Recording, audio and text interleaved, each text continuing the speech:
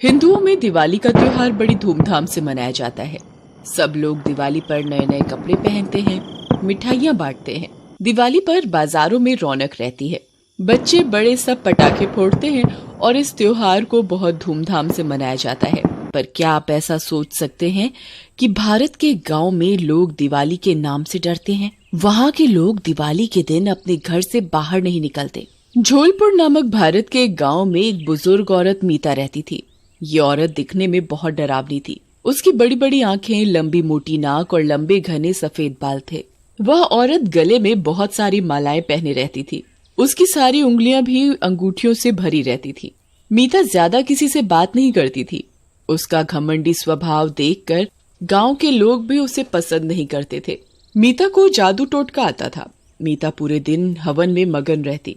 गांव वालों को ये तो पता था कि मीता को काला जादू आता है, परंतु गांववासी उसे आज तक रंगे हाथ नहीं पकड़ पाए थे।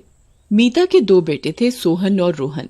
वो दोनों गांव में जमींदारी किया करते थे। मीता अपने बेटों से बहुत प्यार किया करती। उससे अपने बच्चों का दुख दर्द देखा नहीं जाता। मीता को अपने दोनों बेटे बहुत प्यारे थे। वो अपने बच्चों को देर रात में अपने पास बिठाकर उन्हें काला जादू सिखाती और उनको अपनी शक्तियां देती। मीता एक दिन दीपावली की अमावस्या की रात में अपने घर पर बैठकर हवन कर रही थी। ओम क्लीम क्लाम, ओम क्लीम क्लाम। बेटा, मेरी अब उम्र नहीं है। मैं शायद ज्यादा दिन जी भी ना पाऊं, परंतु मैं चाहती हूँ कि मेरे मरने के बाद मेरी सारी शक्तियां तुम दोनों में आ जाएं। मैं मरने के बाद भी तुम्हारे साथ रहूंगी। मेरा शरीर ही नहीं रहेगा, परंतु तुम मुझे जब जब बुलाओगे मैं तुम्हारे पास होंगी। मेरी आत्मा तुम्हारे पास रहेगी। माँ, तुम ऐसे मत बोलो। हम आपके बिना नहीं रह सकते। ये बात मीता के पड़ोसी ने सुन ली और वो ये बात सुनकर हैरान परेशान हो गया। अरे, ये देखो, मीता काला जादू कर रही है और ये दिवाली की रात में अपने बेटों को अपनी शक्तियाँ दे रही है। बेटा, मैं चाहती हूँ कि आने वाले समय में तुम दोनों इस गांव पर राज करो। हाँ माँ, हम जरूर करेंगे। हम आपकी शक्तियाँ ऐसे ही बर्बाद नहीं जाने देंगे। आप चिंता ना करो, सब अच्छा ही होगा। मीता की ये बात पड़ोसी सुन लेता है। अरे भाई लोगों, इस औरत को देखो, ये तो अलग ही दिशा में चल रही है। ये तो काले जादू से हम सब गांव वासियों को अपने बस में करना चाहती है। ये तो अपने बच्चों को हमारे ऊपर राज करवाना चाहती है। हाँ हाँ, सही बोल रहे हो भाई तुम। हमें जल्द से जल्द इस मीता और इसके बच्चों का कुछ करना पड़ेगा, नहीं तो हम सबकी जान खतरे में है। हम ऐसा क्यों ना करें कि हम इस मीता और उसके दोनों बेटों को चुपके से किसी बहाने से उठा लें और इनमें ही अनार और फुलझड़ी लगा के जला दें। हाँ, तुम बिल्कुल सही बोल रहे हो।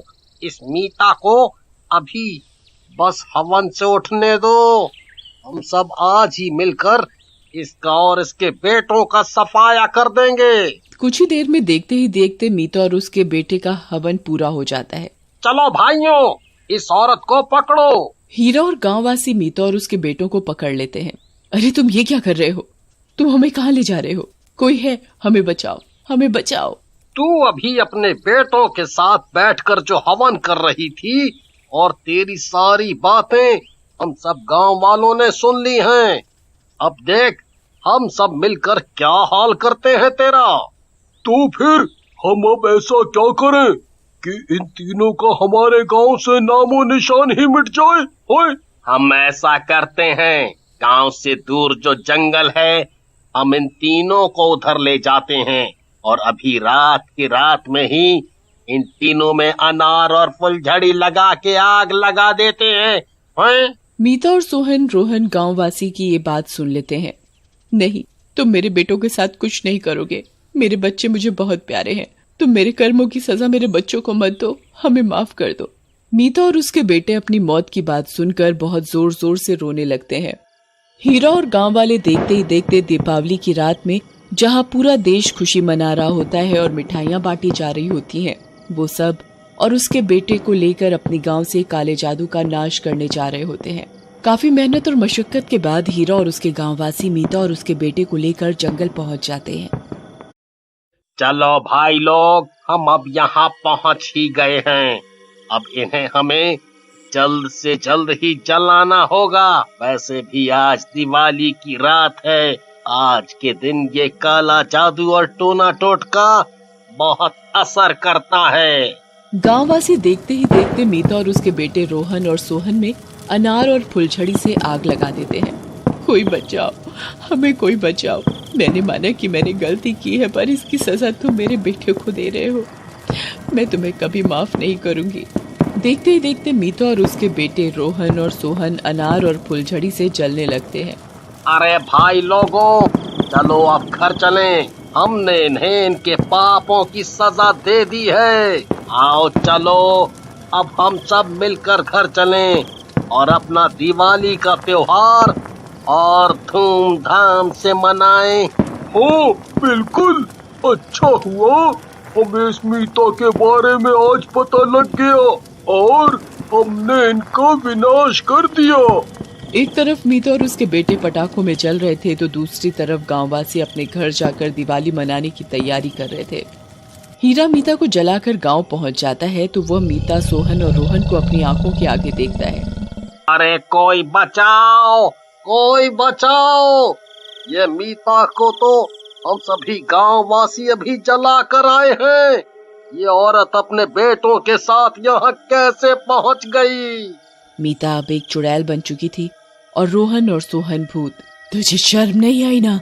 मैंने कितने हाथ पैर जोड़े थे तेरे आगे, पर तूने हमारी एक नहीं सुनी। तूने हम सबको बम में जलाकर मार डाला।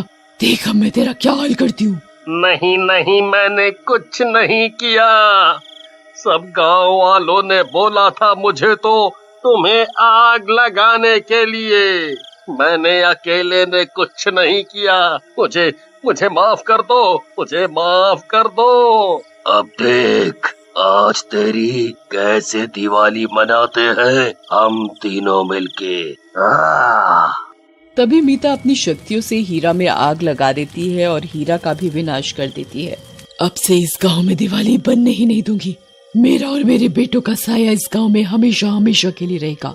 जो भी इस गांव में दिवाली के दिन कुछ अच्छा काम करना चाहेगा, मैं उसे किसी भी हालत में काम नहीं करने दूंगी।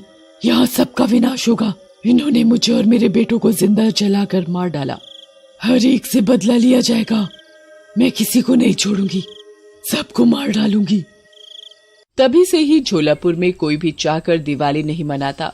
मीता और उसके दोनों बेटे दिवाली की रात गांव में डेरा लगाकर बैठे रहते हैं।